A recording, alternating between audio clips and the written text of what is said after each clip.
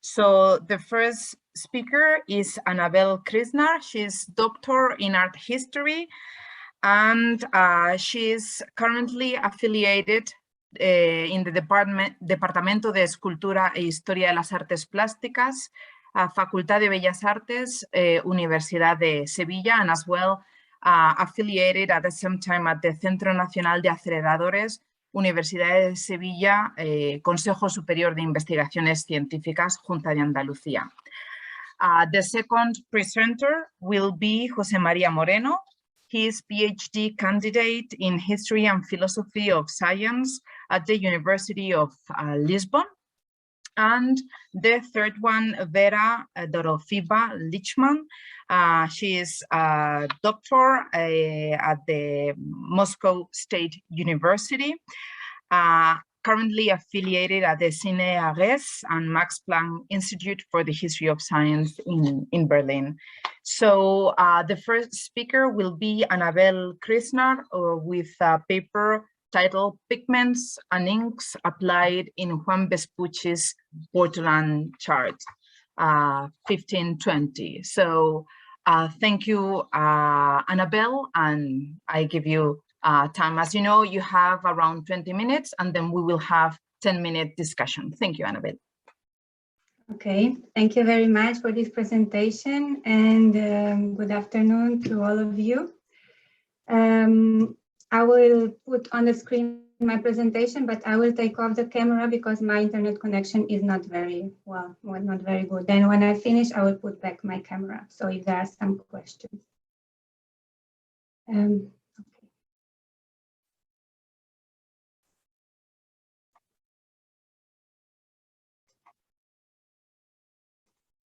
Okay, so I hope you can see this presentation. As it was already presented, I'm going to talk about the analysis of pigments and inks applied in Juan Vespucci's Portolan Chart. This analysis was carried out in my research group, where we are several profiles of researchers, physicists, art historians, and as you can see, we come from different institutions. So this is the chart that I'm going to talk about.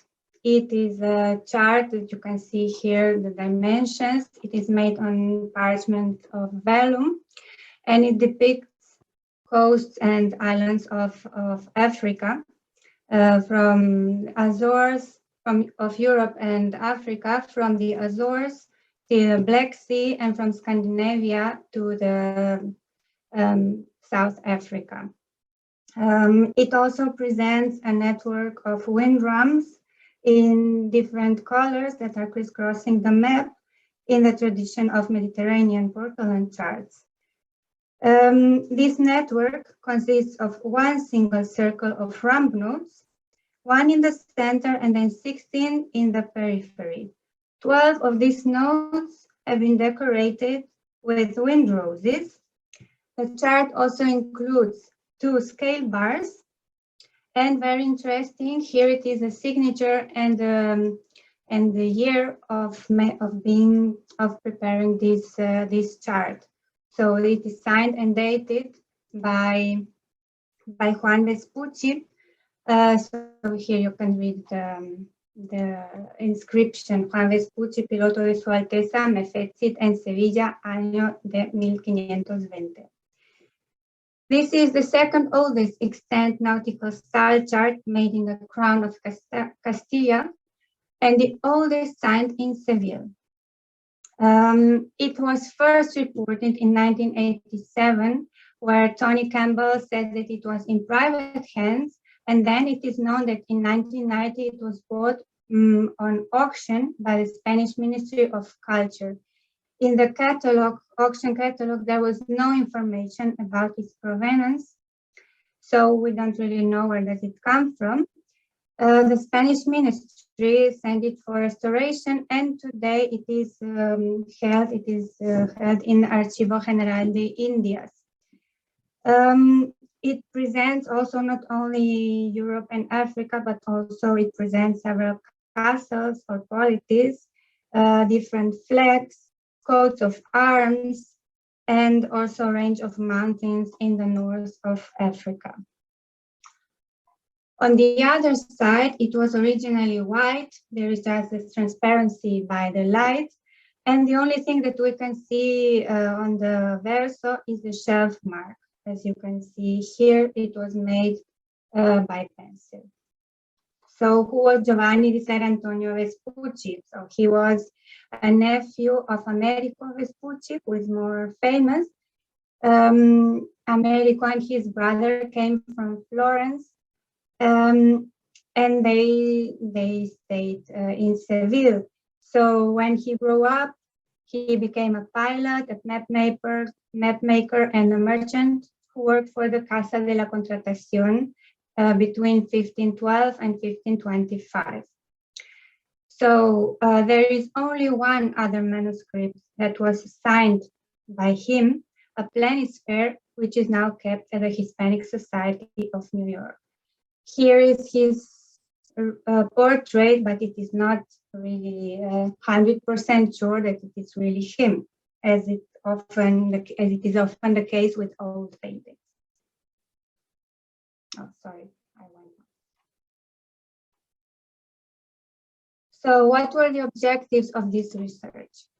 Basically, we wanted to know which kind of materials were used in this map, because you could see on the first image, there are many colors and different tonalities. So we decided to identify materials like support, priming, pigments, and inks. We were also interested in possible interventions because there are no reports of previous interventions. And then we wanted to compare all this knowledge to other similar results that have been done in the last decade on similar material. There are not many there have not been many material analysis carried out so far. So for this, we use only non-invasive techniques that we could bring to the Archivo General de Indias. So first, it is always the first step is the visible inspection under the visible light, and sometimes we could help each other with a ranking light.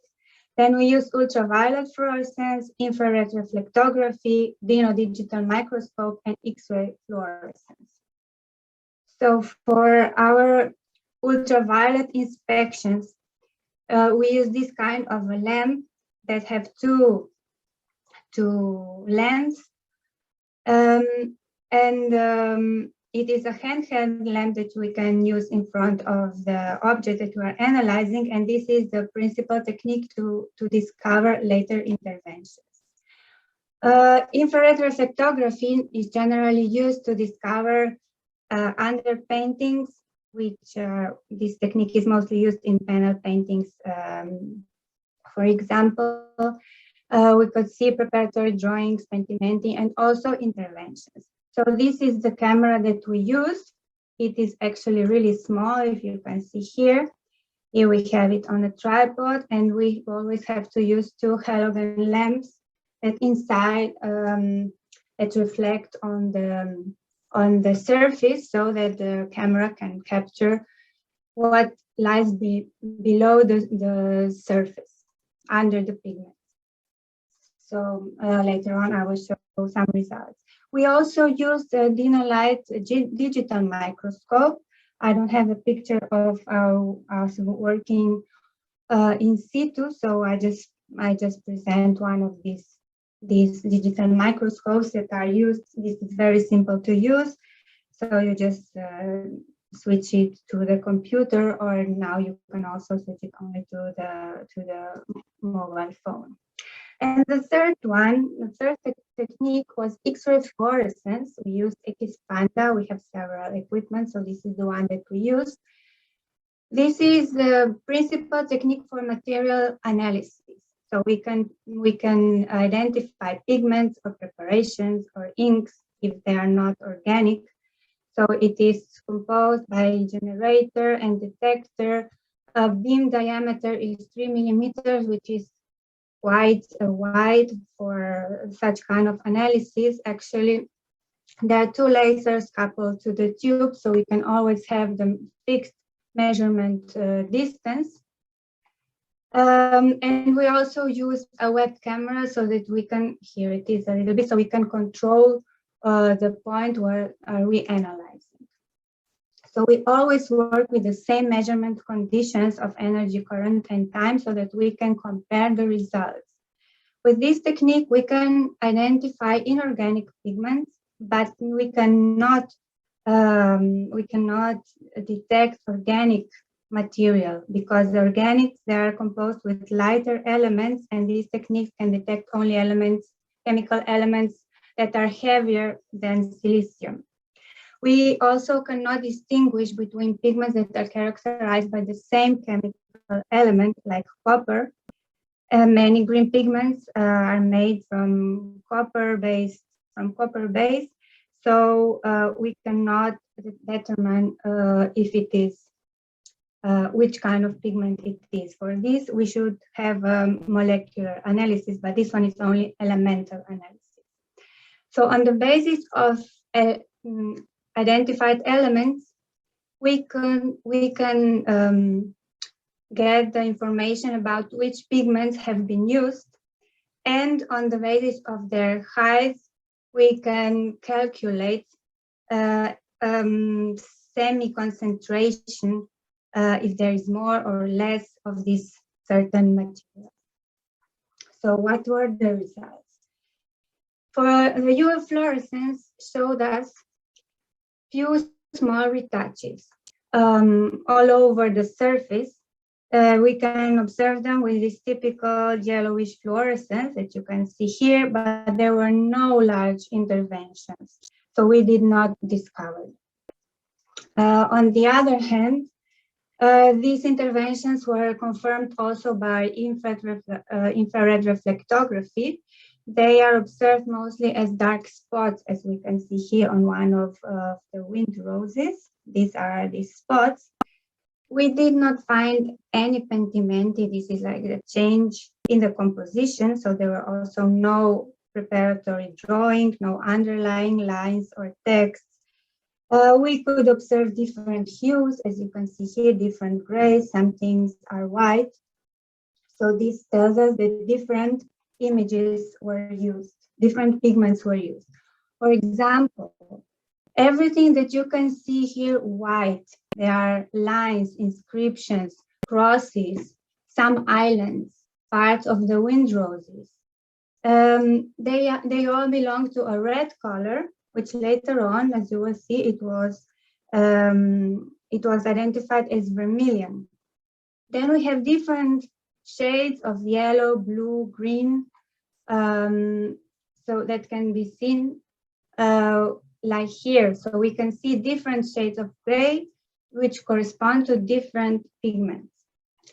Then we have some dark contours, especially on coasts, and then very dark contours of castles. It seems that the castles were printed directly to the surface.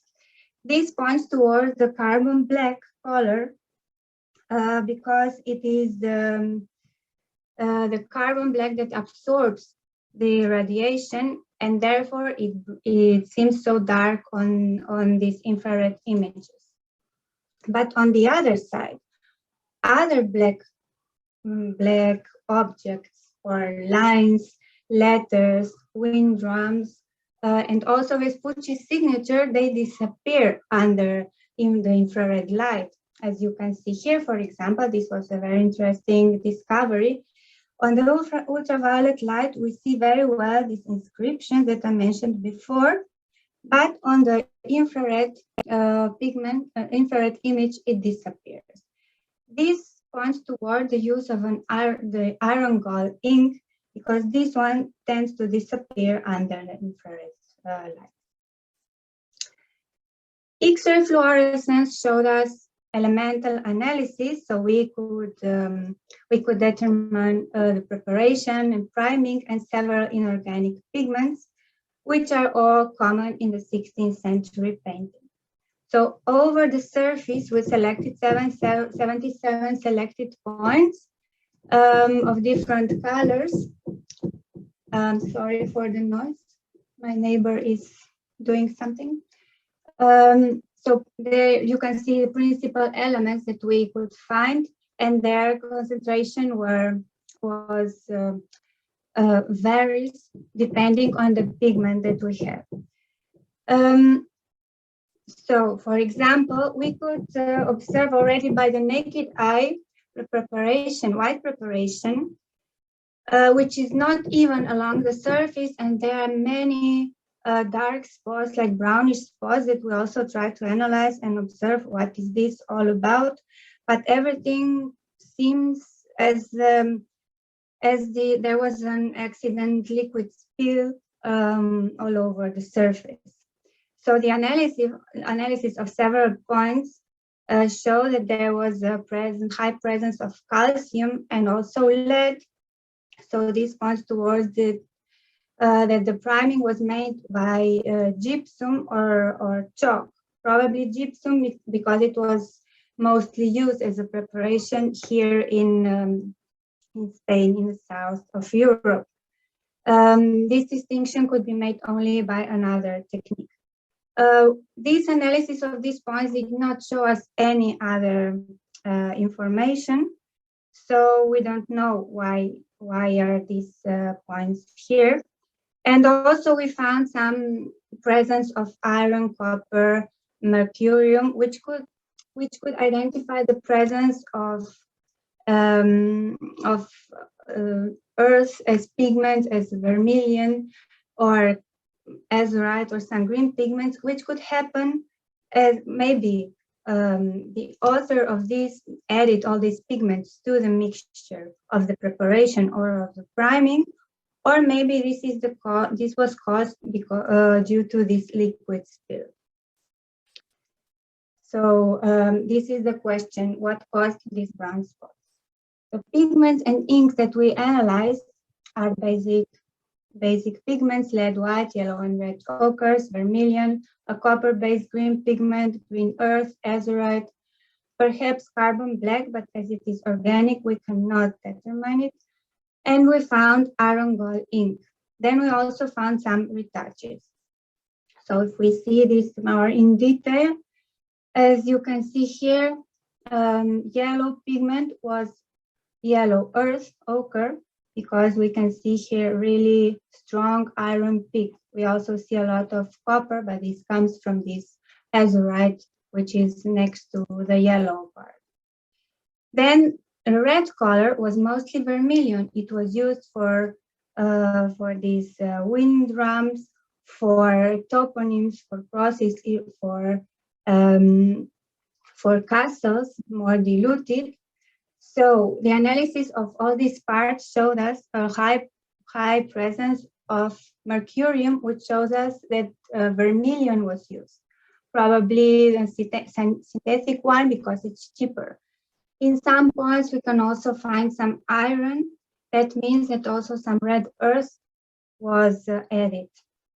So this is a very interesting discovery, especially for the use of these red lines, because it is comparable to other results that exist previously. The green color, as you can see here, we have also two pigments. The main pigment is one copper-based pigment. It could be malachite, verdigris, or copper resinate. We don't know. We just see high copper peaks, and they are stronger in this darker line as compared to this lighter area. So there was more pigment used, less diluted, and also more probably green earth was added to obtain this darker hue.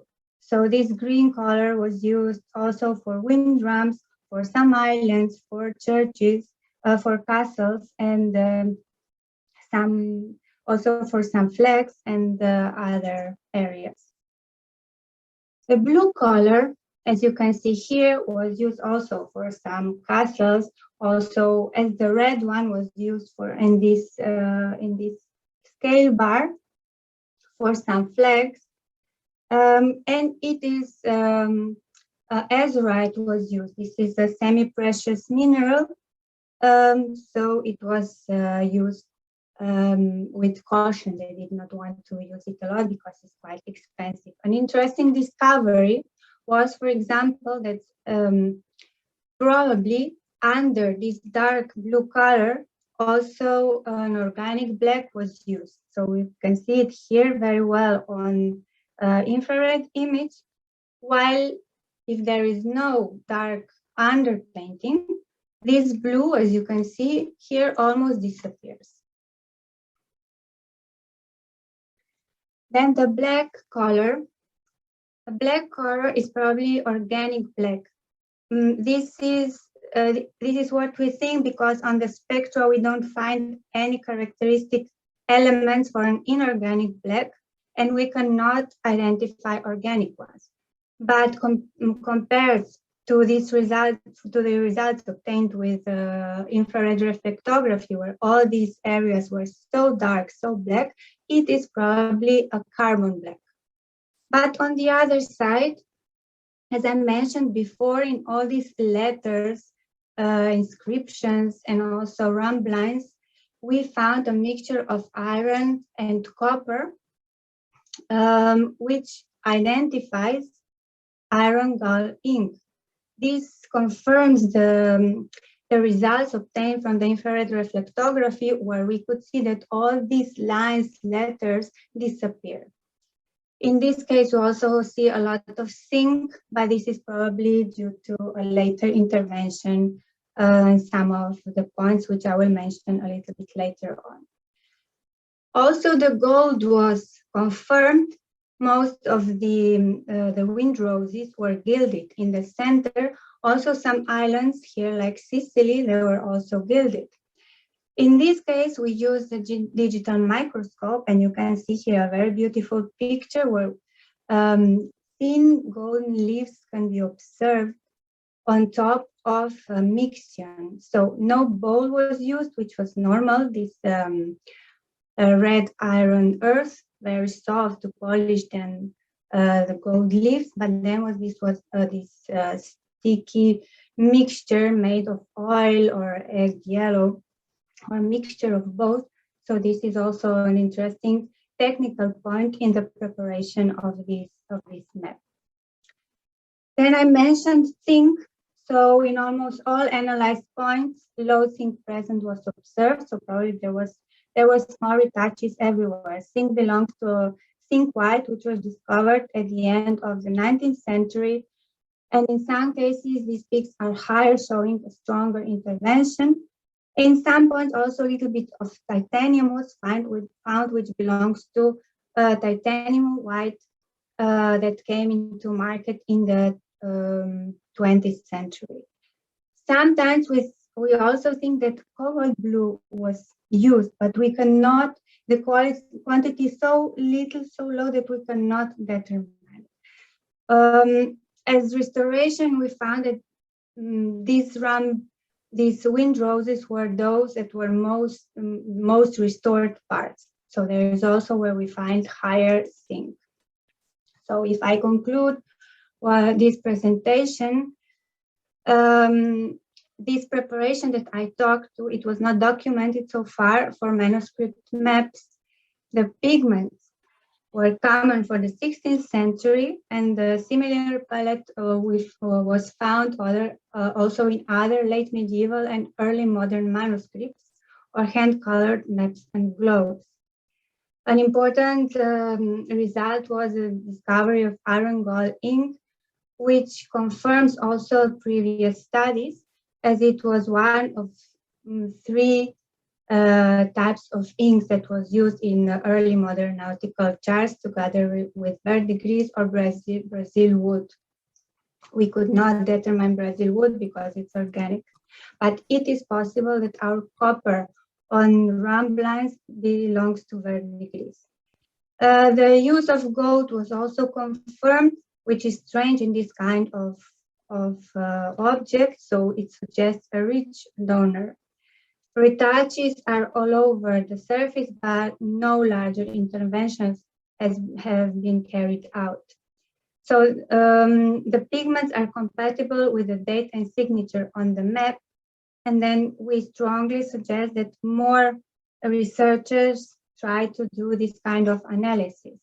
So the way forward would be to study all these maps. This is the other one from Juan, signed and dated by Juan Vespucci, and there are others that are of interest.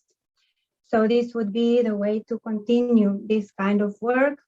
Maybe we will have some possibility to work on those.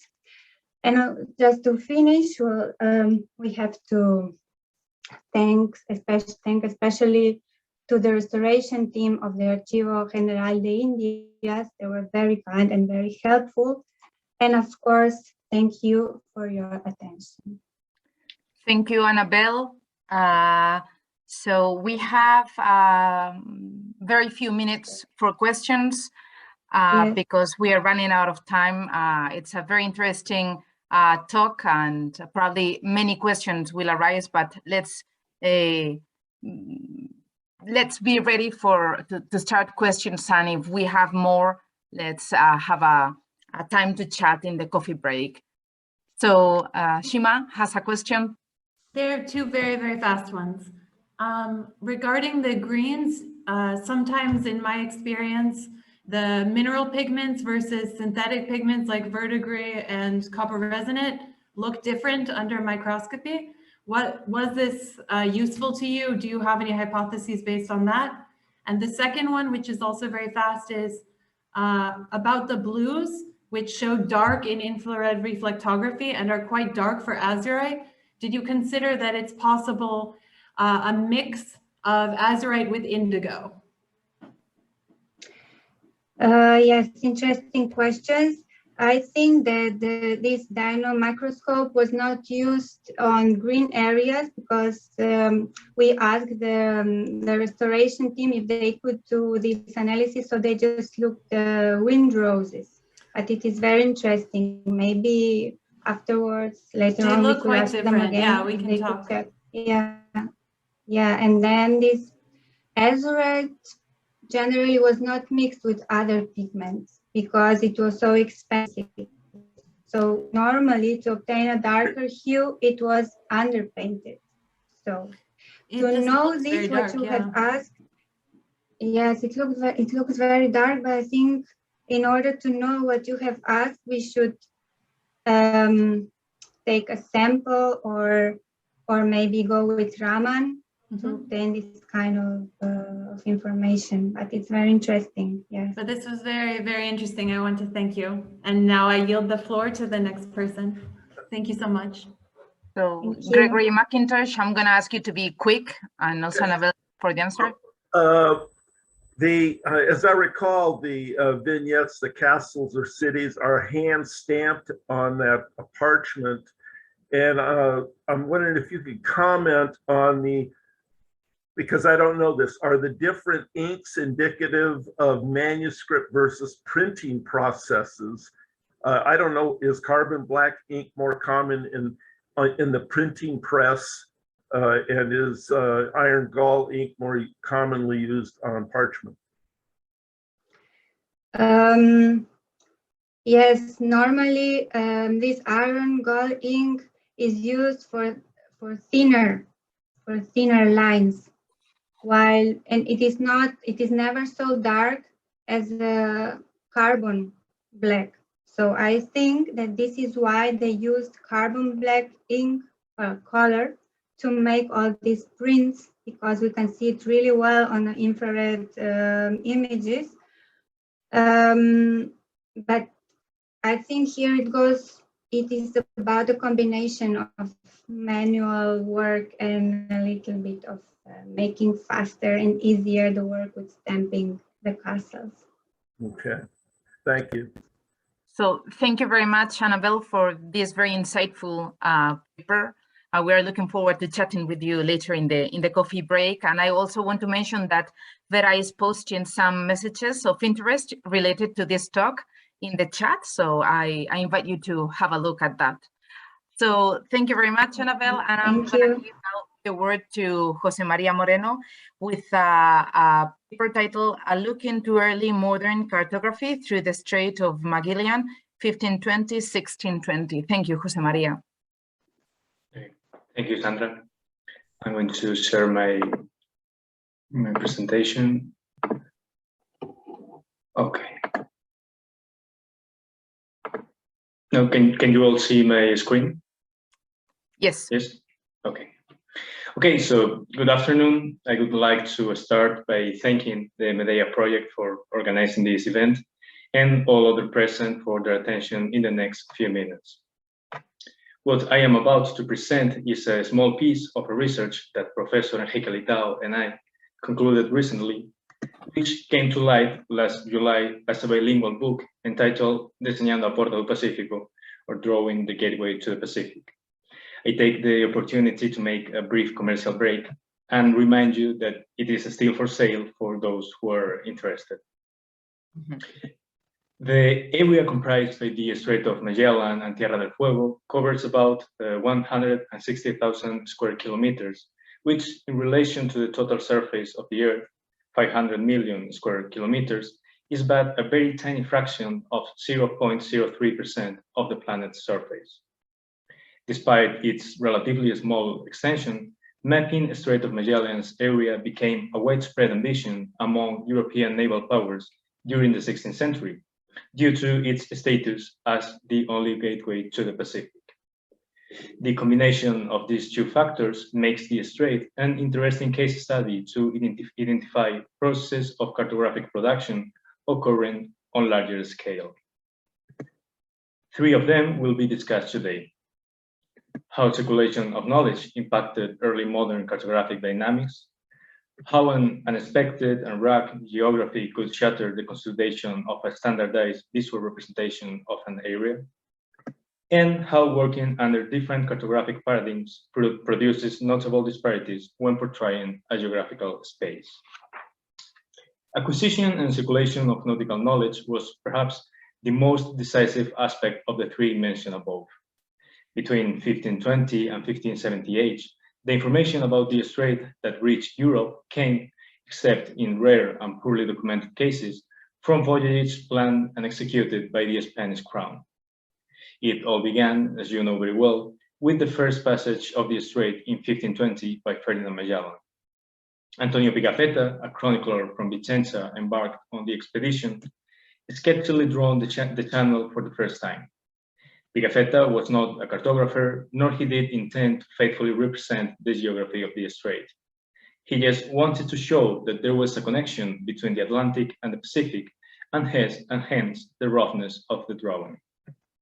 More precise in the delineation of the strait are the planispheres produced in the Casa de la Contratación from 1523 to 1526.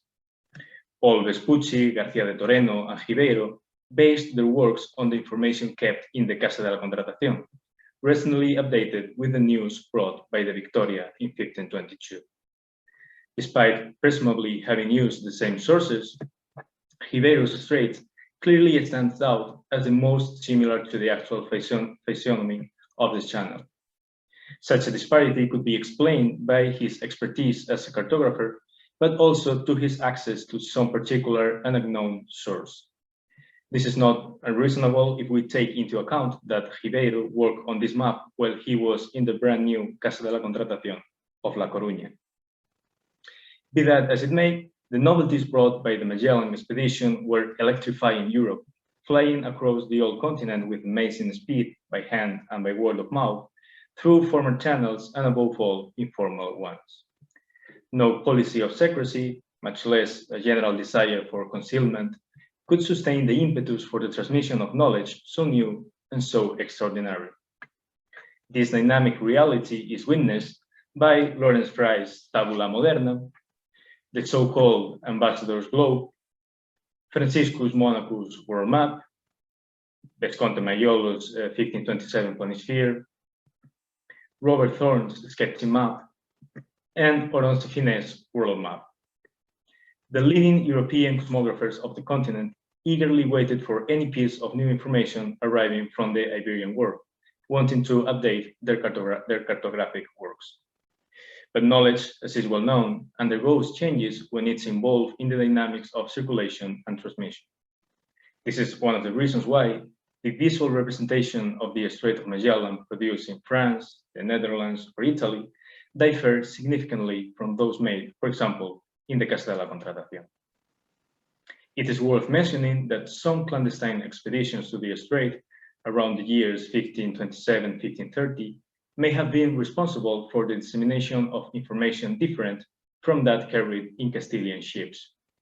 The Portuguese navigator João Afonso, in one of these voyages, seems to have been at the origin of a pattern of representation of the strait that appears for the first time on Gaspar Viegas' map made in Lisbon, and is repeated later in the works associated with the Dieppe school, in which Afonso played a key role.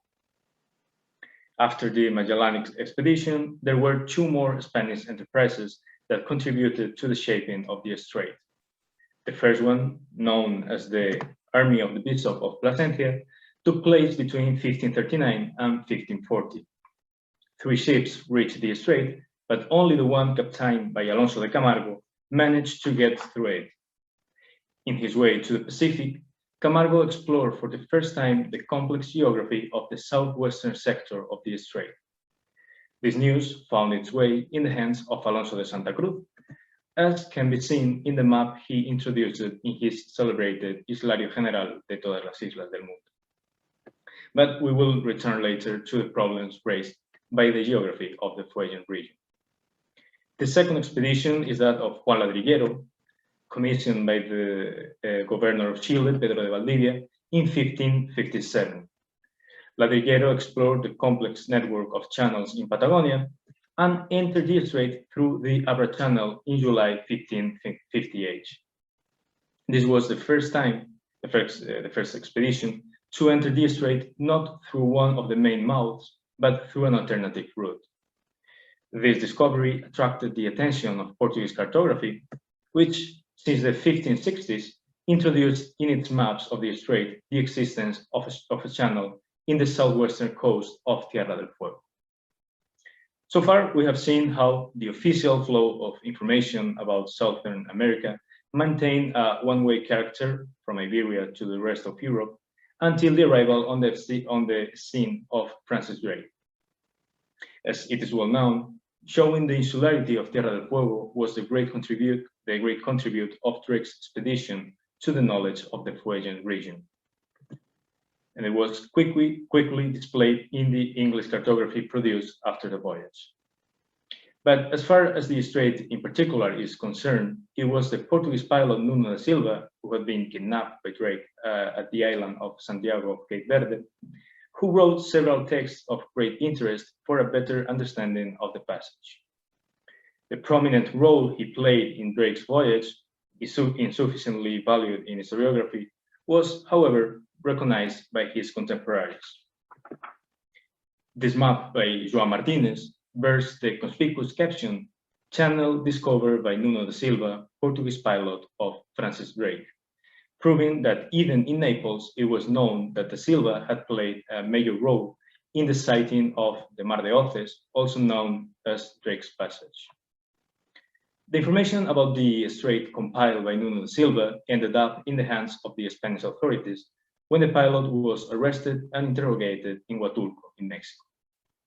This new knowledge, together with the much more systematic service carried out by the expedition of Pedro Sarmiento de Gamboa, spurred Philip II to conceive an ambitious project for the fortification of the strait, which, however, could never materialize.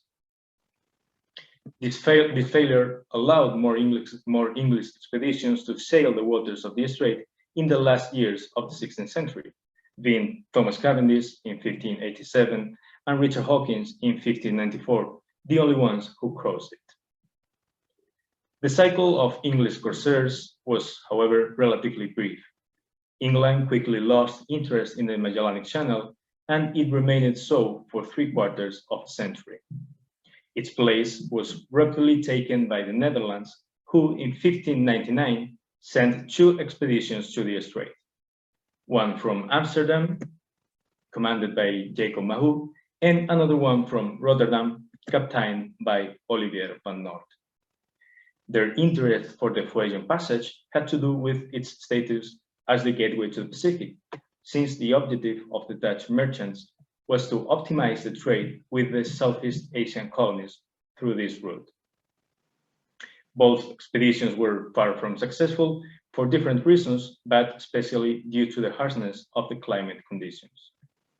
Still, Jan Oudgers, the pilot of the Het Geluk, the only ship in Mahu's fleet that returned to Europe, eventually penned a superb and extremely valuable rudder, which put the Netherlands at the forefront of cartographic production about the Strait of Magellan. The rigorous information provided by Oudgers became almost canonical, setting that maps apart from more imperfect representations that suffer from the lack of direct information about the Fuegian region. The preparation of the expedition by the Nodal brothers and Diego Ramírez de Arellano shows that in the first decades of the 17th century, the direction of the flows of information about the Strait of Magellan had been reversed. Now it was the Hispanic monarchy trying to recruit Dutch pilots for its voyages to the Strait, as well as trying to seize the cartographic results of their expeditions. For example, Jean de Witt, a Flemish pilot that accompanied Jacob Lemaire and William Schouten in 1616, drew this nautical chart for the Nodal brothers expedition. This working chart was later perfected by the cosmographer Antonio Moreno, resulting on the final version displayed now on the screen. Another example is this beautiful chart made by Gaspar de Mer, a Flemish merchant established in Brazil. It is a Portuguese version of Jan Oudgers' map of the Strait, which had to be looked along with a Portuguese translation of Oudgers' rudder, also written and translated by de Mer. A second important factor for understanding how the image of the strait was constructed has to do with its complex geography. Several unknowns about the Fuegian region emerged and became critical during the 16th and 17th centuries. The first came after it was shown that the Strait of Magellan truly connected the Atlantic and the Pacific Oceans, which was actually the complete contour of this extraordinary new channel, and therefore, how should it be presented visually? On many occasions, the documents were limited to transmitting the essential fact, that is, the succinct but exceptionally valuable information that there was an interoceanic passage at those latitudes. Some of the first representations, as we have seen in the case of Pigafetta, Monachus, or Fries, had to adhere to this pattern due to their lack of geographic information. But this was very commonly the case in luxurious cartography for several decades too. Nautical charts, however, and the maps derived from them always try to represent the actual shape of the strait. Already on the Catiglione planisphere, Cape Froward is clearly drawn, marking the sudden change of direction in the channel when the Paso Ancho meets the Paso Inglés. The emphasis on this geographical feature led to the V-shaped form that became almost canonical during the entire 16th century. The strait drawn by Alonso de Santa Cruz, again, is a paradigmatic example of this trend. But it gradually became clear that the change in the direction of the channel at the exit of the second narrow was sufficiently accentuated to be differentiated when drawing the strait. As a result, the shape of the strait evolved from a V to a square root-like shape that more closely approximates the actual silhouette of the channel. The first cartographic document that unequivocally reflects this improvement is the nautical chart produced after Thomas Cavendish's expedition. And what about Tierra del Fuego? Well, for much of the 16th century, it was impossible to give a convincing answer to the question, what is Tierra del Fuego? Is it an island? Is it the northernmost part of the great southern continent that was announced in classical geography? Different traditions of representation dealt with this problem differently. Nautical cartography, derived from Castilian explorations, adopted a prudent approach limited to drawing Tierra del Fuego only to those parts that had been directly explored. On the other side, luxurious cartography ventured into the most outlandish possibilities to integrate Tierra del Fuego into the Antarctic continent.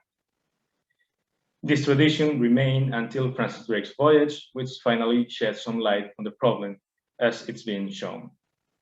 However, Drake's work was not enough to close the matter. Definitive confirmation of Tierra del Fuego's insular status came through the testimony of Jacob Lemaire and William Schouten, who for the first time reached the Pacific crossing Drake's Passage. On this trip, they saw the southernmost point of the Fuegian region, which they reckoned to be on the coast of Tierra del Fuego, baptizing it as Cape Horn. Shortly thereafter, Jacques Lhermitte confirmed that this cape was on a small island and not on the coast nor on the main islands of Tierra del Fuego. Yet there were some who had been quite ahead of the conceptions of their time, betting at the very early dates on a Tierra del Fuego of an insular type. This can be seen, for example, in the surprising chart by Gaspar Viegas as early as 1537. The confusion surrounding the location of Cape Horn also illustrates the enigma that was the insular geography of Tierra del Fuego, especially in its western sector. The first explorers of the strait soon noticed that the coast south of the passage had numerous indentations, which more to the south seemed to become a myriad of small islands. As I have already mentioned, Alonso de Camargo in 1540 and Juan Ladrillero in 1558 were the first to venture into the complex network of islands and channels south of the Cape Deseado. The difficulties inherent to the extremely complex geography of this area made it impossible to accurately represent it in the 17th century. This led to the coexistence of two cartographic patterns. One of them, closer to reality, tried to represent the complex insular and fragmented shape, while the other limited itself to simplifying Tierra del Fuego as a single large island. Motivated by the complications to clarify the contours and the geographical characteristics of the Magellanic region, a few myths took shape and entered the visual representation of the Strait of Magellan and Tierra del Fuego. The existence of the channel of San Sebastián, near the Atlantic mouth of the passage, was probably the most persistent of them all. This chimeric pathway appears connecting Bahía San Sebastián on the east coast of Tierra del Fuego to Bahía Inútil in the interior of the strait. Behind this myth seems to be the swampy geography that separates these two places, which perhaps inspired in some imaginative observer the conviction that it was possible to traverse that space in a boat with a shallow draft. Present on many maps since the first decades of the 16th century, its unfeasibility as a navigable channel was finally confirmed in the 19th century. I consider that the last of the three factors to be discussed, the dichotomy between nautical charts and luxurious maps, has been progressively introduced throughout the presentation. Therefore, I will not dwell much more on this issue. Instead of that, I would like to draw attention to the fact that when it comes to the visual representation of the strait, not everything boils down to a dichotomy between these two categories. There were other documents, much less known, but sometimes acting as the sources for the more famous ones, that provided equally interesting images of the region. For example, sketches and rough drawings with various schematic representations of the Fuegian region, coastline profiles inserted in rudders, leading to the integration of text and images for a better understanding of nautical information, or even detailed plans for fortifications. To conclude, I would like to return one last time to the argument and guiding thread of this presentation. One must bear in mind that it was not just the image of the Strait of Magellan and Tierra del Fuego that was being created between 1520 and 1620. The processes of construction of a geographic image described briefly in the last minutes were, to a greater or lesser extent, what happened in all the territories that the Europeans were reaching and mapping for the first time in the 16th and 17th centuries. These dynamics of circulation of information, the dichotomies between different cartographic paradigms, and the multiple challenges created by the complex geographies of the globe were relevant and were at stake in the discussions and attempts to represent all the new coastlines. Progress was made gradually to achieve the image of a more global world, interconnected by immense routes through oceans once considered impassable. Thank you very much for your attention. Thank you very much, José María, for this geographical and chronological trip along the Strait of Magellan. So now it's time for questions.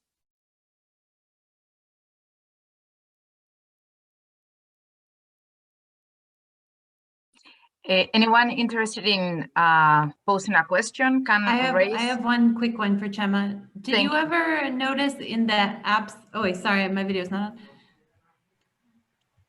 Can you comment a little bit on any cases that you might have seen where it looks like the cartographer feels bad not to have more to say about the region and they try to just fill in with generic coastal details?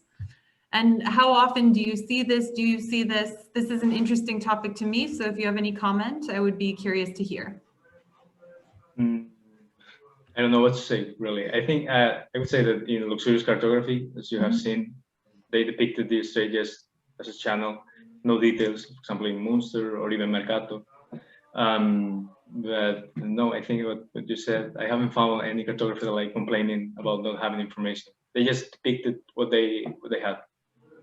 Yeah, because sometimes you see, especially on the very early transitional mappamundis, you see they don't have so much information, but it makes them uncomfortable to leave it so blank.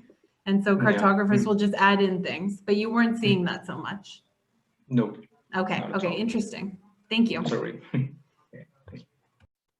Thank you. Paul Hughes has a question. All right, yes. You more or less ended with the Blau map of the Magellan Strait, which I think was a Mercator presentation. But before that, do you give any thought in particular to the large number of charts of the straits which have a square or a rectangular presentation, particularly square? I'm sorry, I think I haven't understood the question really. Like, what do you mean? The Straits of Magellan, before Blau gave his Mercator chart, attracted quite a large number of presentations where the graticule is given in square lines, rather than relying upon anything like a 16-point windrows. Okay. Well, I'm sorry. This is like I had 20 minutes to comment like 100 years of cartography on the strait, so I just chose a small sample of maps and I tried to. My point with this presentation were the three factors about the construction of the geographical image of the strait and apply that to the rest of the world. I haven't looked on, more deep on that topic. I'm sorry, but maybe in another presentation I will show that maps also. I'm sorry. Thank you. You're welcome. Tony Campbell, please go ahead. We can't hear you. You have to turn on your microphone. Thank you. Okay, yeah, sorry. Yeah. A very interesting and challenging talk. Thank you very much indeed. I just wondering in terms of the, hang on, I've got my video, I was saying. Yeah. Can you hear me all right? It's all right, I've got some message here. Okay, I'll ignore it. Whether or not that you find that there is a general difference between, and then you mentioned in your abstract about the nautical as opposed to non-nautical sources and so forth. Do you find a different approach whereby the ones that are, as it were, nautical, were definitely more concerned about the observed realities that they saw, whereas perhaps the Mercators of this world would have been, as it were, working in a rather different way, in a more theoretical way. Is that a fair sort of comment at all? Yeah, what I wanted to show, and we have here Joaquin and Enrique Lital, they have great papers on these different paradigms of producing cartography, is wanted to show what the nautical cartography and that luxurious cartography are different objects that are trying to, they're looking for something different. Like nautical chart is a device to sail, and the luxurious cartography is presenting the world on another way. I just wanted to show that applied to the strait. Like we can see that on the maps about the strait. That was my point regarding that different paradigm of nautical cartography and luxurious cartography. Okay, thank you very much. You're welcome. So we have still some minutes. Any other question?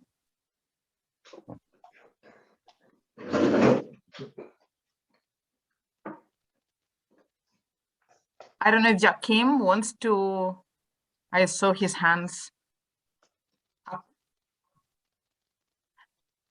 We can hear you, Joaquin. I'm sorry, common mistake. Okay, we know that most of the cartographic material of the voyage of Magellan Elcano was lost, was apprehended by the Portuguese in the Moluccas, and then it just disappeared. But there must have been some nautical sketches on the basis of which the cartography of the strait was made. What can you say about this? How the charts of the Kriznar contrastation in the 20s were made? Where are those sketches? Who made them? I'm afraid we don't know. I hope someday we can find them. But now I'm thinking on there is a reference in a document about the map made by Elcano that was used in the juntas. I think it was this kind of sketchy map. I don't know the self-mark of the document, but I think it's quoted by Mateo Martinic in his book about the strait, this map made by Elcano. But Joaquin, I think we are not finding these documents yet. We have to, let's see if someday they appear. Okay, but you replied to the question. I wasn't aware of that chart made by Elcano, which disappeared as well, as far as I know. Yeah. Okay. Yeah, it's also disappeared. Yeah, we have the reference that it existed, but we don't know where it is or if it still exists. Okay. Thank you, Shannon. You're welcome. So in order to keep on time, I'm going to thank again José María for his paper. And now I'm going to give the word to the next speaker, Vera Dorofeeva, Lichtman, with a paper titled Japan and East Asia in the Earliest Nautical Chart with isogonal lines drawn between 1572-1592, attributed to Luis Teixeira. So thank you very much, Vera. You have the word now. Thank you very much. Just a small correction on my affiliation. I have a permanent position at CNRS and just a temporarily visiting scholar at the Max Planck Institute in Berlin. Thank you. I would like to expose some observations on configuration of Japan and East Asia in the earliest manuscript nautical chart with isogonic lines attributed to Luis Teixeira. I never worked on nautical charts before and made these observations rather accidentally. So I'm very keen to know whether they have any value, not to mention that I'm very nervous to present this. It seems to me that the specific configuration of Japan on this chart in relation to some other cartographic features allows us to narrow the initial approximation of the chart's date from a time span of about 2 decades to several years. the chart, or to be more precise, the survived piece of what is believed to be the western part of a planisphere, is an illuminated manuscript on vellum. It measures roughly 60 to 80 centimeters and shows the Pacific, including a piece of East Asia. It was acquired in 1954 in a regretfully poor state, and its state became even worse since then, in the East Asian area in particular. So the recent redrawing of the map is incomplete in this area. The fragment neither bears the name of the author or a date, but the authorship can be reliably attributed to Luis Teixeira, according to his handwriting, the way to depict the windroses and the chart's frame, and the image of the ship found in the chart. I have rechecked the handwriting. I have to admit that from this point of view, there is indeed no doubt about the chart's authorship. The question that stays open is the date of its drawing that was approximated rather largely between 1572 and 1592, taking 1565 as the rough average. One of the criteria that has been used for dating the chart is the shape of Japan. And I shall use the same criterion, but in a more refined way. In the Western cartography of the mid through the 16th century, mapping of Japan contrasts markedly from that of China in consistency and coherence. If the general configuration of China is more or less uniform, configurations of Japan are strikingly different, and these different models coexisted about the same time. The various shapes of Japan in European cartography are discussed in 3 books complementing each other. Lutz, Walter, and Jason Hubbard focus on printed European maps of Japan, and Alfredo Pinheiro Marques on manuscript Portuguese maps and their printed derivations. There are 3 main models in representing Japan in Portuguese cartography, coexisting in the mid 16th century by Lopo Homem, Bartolomeu Velho, and Vaz Dourado, and there are much more in printed European maps. The models are completely different in their shapes and also differ slightly in latitudes. The diversity in representation of Japan ended up with the publication of the map by Japan drawn by Luis Teixeira in the edition of the Teatrum Orbis Terrarum by Abraham Artelius that appeared in 1595. When I say ended up, it implies separate maps of Japan or maps of East Asia, as outdated shapes of Japan continue to appear now and then, especially in the world maps and maps of Asia, as we shall see, and we shall see one example later. Teixeira's map is a more realistic representation of Japan if compared to its predecessors. The map depicts 3 main islands of the Japanese archipelago, Honshu, Kyushu, and Shikoku, closer to their real shape and relative size, as one can see from its comparison with a contemporary physical map of Japan. The map of Japan, published by Ortelius in 1595, determined the general image of Japan in the Western cartography for about 2 centuries, up to the end of the 18th century. Lutz Walter explored the evolution of its configuration through this period of time in his article published in the volume I referred to above, and this study served as one of the methodological inspirations of my own observations. In the map of Japan by Luis, it is the map of Japan by Luis Teixeira that provides the utmost upper time limit for the chart with isogonic lines up to a day, the 20th February of 1592. This date is found at the end of an accompanying letter that Luis Teixeira sent to Ortelius with the manuscript draft of his map of Japan. In the chart in question, Japan still has a different shape, the so-called Dourado's Japan.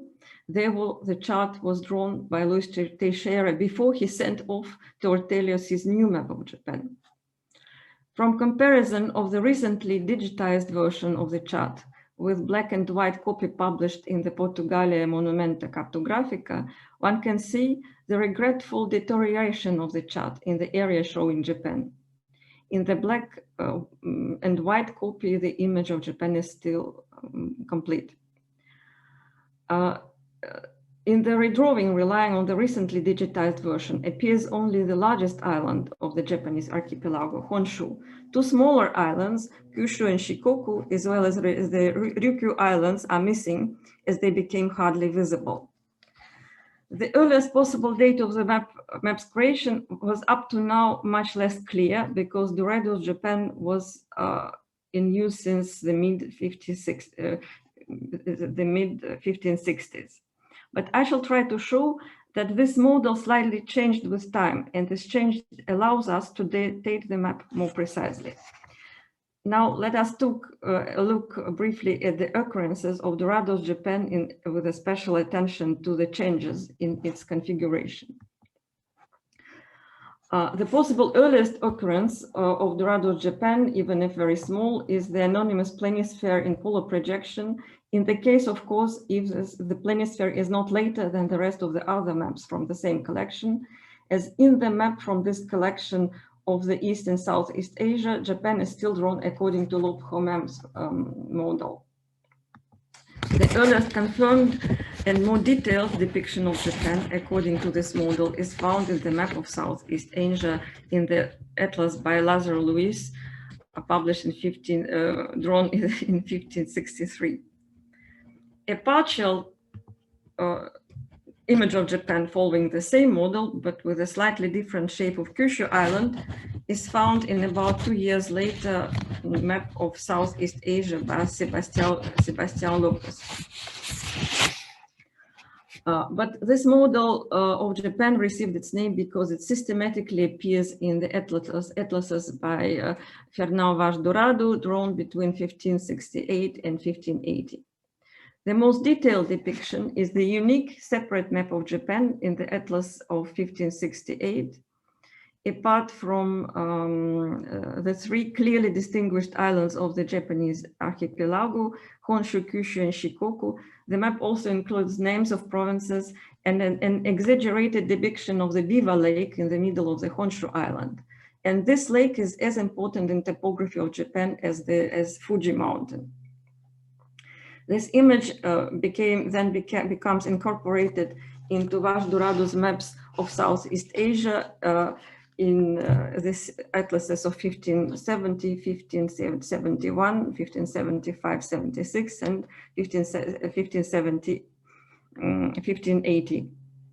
The depiction of Japan tends to become less detailed with time, as not vice versa, as one who could have expected, but the general configuration stays the same. The three islands of the Japanese archipelago form an almost centrally symmetrical shape flattened on top. And the flattening becomes especially pronounced in the three latest atlases. If we now compare the configuration of Japan in the chart in question with those in Vaz Dourado's maps, we can see that it is a bit different, as the largest of the three islands constituting the Japanese archipelago, Honshu, is tilted to the northwest, to the northeast, and the western side of Honshu is flattened. The left island, Kyushu, is rather thin, so the shape of Japan is not centrally symmetrical anymore. The same tilt is found in the map of Southeast Asia from Linshotten's Itinerario, drawn in 1595 and printed in 1596, that is almost simultaneously with the publishing of the new map of Japan, authored by Luis Teixeira, by Abraham Ortelius. So the update apparently couldn't have been taken into consideration in the Itinerario. One can see the similarity between the configuration of Japan in Luis Teixeira's chart and in the map from Itinerario, despite the inevitable differences between a manuscript and a printed map, and the considerable difference in their size. The printed map is much smaller. Although Also, the map included into Linschoten seems to take the right border latitude scale from Luis Teixeira's chart, as I showed in the previous slide. Moreover, the similarity between Luis Teixeira chart and the map from Linschoten's Itinerario is not limited to Japan, but it concerns the cluster of East and Southeast East Asian islands. Japan, Ryukyu, Taiwan depicted as 3 islands with the Tropic of Cancer delineated through the middle island, and Philippines with clearly depicted Luzon. In the recent redrawing of the chart, Taiwan is redrawn as 2 and not as 3 islands. I do not discuss the question of names of these islands. I refer to Taiwan. We do not find Taiwan in the maps, but I do not touch on this question here. The earliest similar configuration of this insular cluster is found in the planisphere by Sebastián López, dated around 1583. But here Japan has still centrally symmetrical shape. Yet it already has an interesting sharp angle at the northeast. So in the 1583 may be regarded as the earliest time limit for the chart with isogonic lines. The map included the map of East and Southeast Asia included into Linschoten's Itinerario. In its turn, relies on the map of Southeast Asia from the manuscript Atlas by Bartolomeo Lasso, drawn in 1590. And indeed, the 2 maps have apparent similarities, in particular in the configuration of Philippines. But Japan is not included into the surviving Lasso's maps. And in addition, Taiwan and Ryukyu in Lasso's map have clearly different configurations. So it seems that apart from Lasso, some other cartographic sources were used for this map. And one of the sources is the map of China printed by Ortelius in 1584. The map includes a partial image of Dorado's Japan, but one can see that it is still centrally symmetrical. And I use this occasion also to refer to my recently published article on this map of China. The earliest dated tilted Dorado Japan I could find appears in one of the later maps published in the Theatrum Orbis Terrarum, the map of Pacifics drawn in 1589 and printed in 1530. And again, despite the difficulties of comparing a printed map with a manuscript, and also maps have different dimensions. The Pacific's map is smaller than the chart. One can see that configuration of Japan in this map, with the exception of a big island in the north, it's the island of Silver, is the closest to that found in the chart by Luis Teixeira. In addition, in this map, one also finds the same shape of the Chinese coast that one doesn't find elsewhere. Straight and drawn almost perpendicular to equator in the northern part, and then forming a rather rough angle on the way to the south.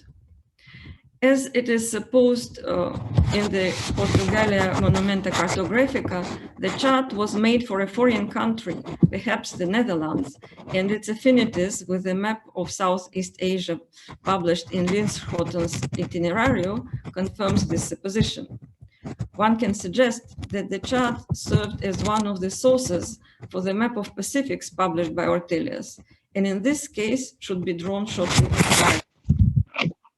So my hypothesis is that the tilted Dorado's Japan is an invention of Luis Teixeira, made during the time shortly prior to 1589, but in any way not earlier than 1583. When he already started to think over its modification that resulted in drawing a new map of Japan. That one published was published by Ortelius in 1595. So, which is to a considerable extent derived from the map of Japan by Dorado. The main difference of Teixeira's model of Japan from Dorado's is that the right tip of the largest Honshu island is reoriented to the northeast. And still, the two models respect the same latitudes. The tilted Dorado's Japan was, however, rapidly adopted in the Dutch printed cartography and appeared now and then, even after the publication of the map of Japan by Luis Teixeira by Ortelius, as for instance in the world map by Paulus Merula, published in 1605, which reproduces the map of Japan from the map of Southeast Asia in Linschotten's Itinerario. Thank you very much for your attention.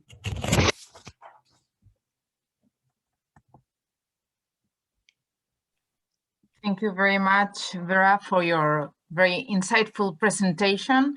And now we have over minutes for questions.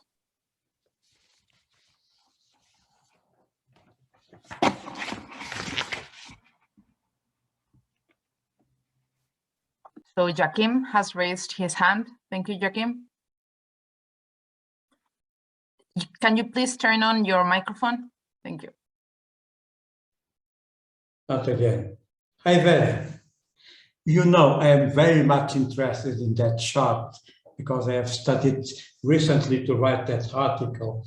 And I don't know, 3 or 4 months ago, I went to the Navy Museum to see it with my own eyes and to make new photographs. And indeed, the chart has deteriorated since the time Courtesan made it photographic. My first question is the following. You already answered that question in a way, but maybe I want to go deeper. Do you think it was that deterioration that forced Courtesan to assign a dating that you are not completely in agreement with him? You are muted. All right. Yes, I do not think so. I think that just this slightly different shape of Japan in the map was somehow unnoticed. Also, I looked in Pinheiro Marques, he just says Dorado Japan, and one doesn't notice that it's really different. If you take classical Dorado in this shape, they are not completely the same. So I just think it's just the small change became unnoticed. But okay, in a way, you know, I am to blame about the wrong interpretation because I made that outline, and when I saw the chart, I didn't see the islands Kyushu, Shikoku, and Ryukyu, because they are no longer clearly visible. So in that outline, those islands are not visible, and in a way, I was fooling the people who want to assign a better date for the card. Let me, before I shut up, Vera, if you want to have your ideas, your proposal known, why don't you write an email to us, to Medea-Chart, and propose to propose a new dating that will be put in our database. Okay. Okay. Thank you. Thank you. Any more questions?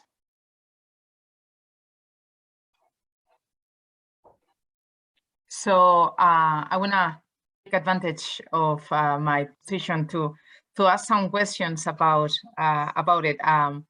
I mean, I find amazing the map of Fernão Vaz de Dourado, the map of Japan, and I would like to know a bit more about why that protagonism, that visual protagonism to the island, and also as far as the relations between the different maps that you have suggested, the sources among each other, to know if you have also taken consideration, apart from the shape, other details, such as if they share or if there is any evolution on the toponyms, for example, No, this I just looked, for example, there is really at the first site, because this is I just looked the shape, looked at the configuration.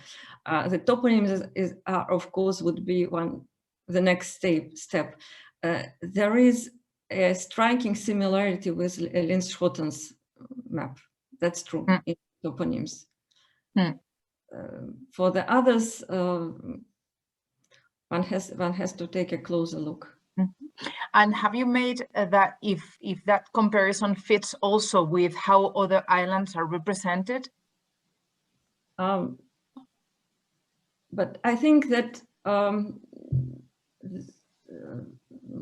let's say this Kyushu, the island to the left, is represented more or less, not the same, but also it varies a little bit. But I think it was represented, if one can say, rather realistically. It was maybe mapped quite realistically. Then Shikoku was really represented as, frankly, I call Dorado as a croissant with a piece of butter. So this Shikoku looks as a piece of butter under the croissant. And then, what also can be is another key point is Ryukyu Islands. So there are several models of their representations. Thank you. I think there's Luis also with a hand raised. Yes, thank you, Luis. Yes, I'll try to make it quick because I'm aware that we don't have much time. I wanted to ask if you have made an assumption on whether nautical manuscript charts or manuscript charts in general drew on printed models, or printed charts drew on manuscript models, or did you accept that it could go both ways? I suppose, because as I said, I really entered into the field accidentally, quite accidentally. And I suppose that since the manuscript charts were sent to Netherlands, so it was mostly more probable that it was the manuscript map that the printed map relied on manuscript map. But I of course realized that it could be much more complicated. Okay. I'm going to make a presentation next week about something similar, which is the evolution of Scandinavia in nautical charts. And in some cases, it's very clear the influence of printed models on manuscript charts. So in that case, it clearly cannot be excluded. No, I do not exclude it at all. But I also, since the chart was bought in Belgium, and since Plancius possessed Lasso, so I relied on this. But as I said, it was just very. I understand that it's a bit shaky not to suggest that, but it seems to me that I would be rather surprised if the map of Pacifics inspired Teixeira. But this is, as I said, this needs to be maybe to be checked. But we have good arguments to suppose that the manuscript maps were systematically used for printed maps in Netherlands. Okay, thank you. Thank you. Any more questions? Well, I think the manuscript sources of the representation of the East and Southeast Asia and Japan was mainly Portuguese, I think, and Luís Teixeira was Portuguese. So I assume that his sources were also Portuguese nautical charts. Another thing I would like to say, if you allow me, Vera, it's about the general importance of this chart for those of you who don't know about it.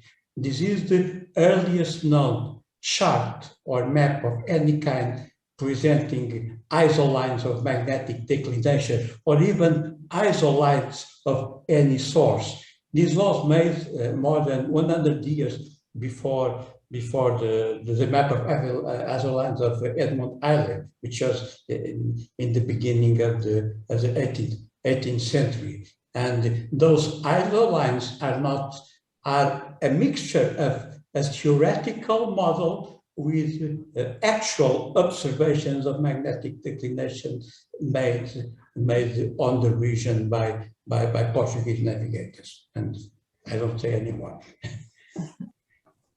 I don't think we have any more comments or questions. So if you want, we can finish here and perhaps give people a bit of time for a break before we log in into the coffee break rooms.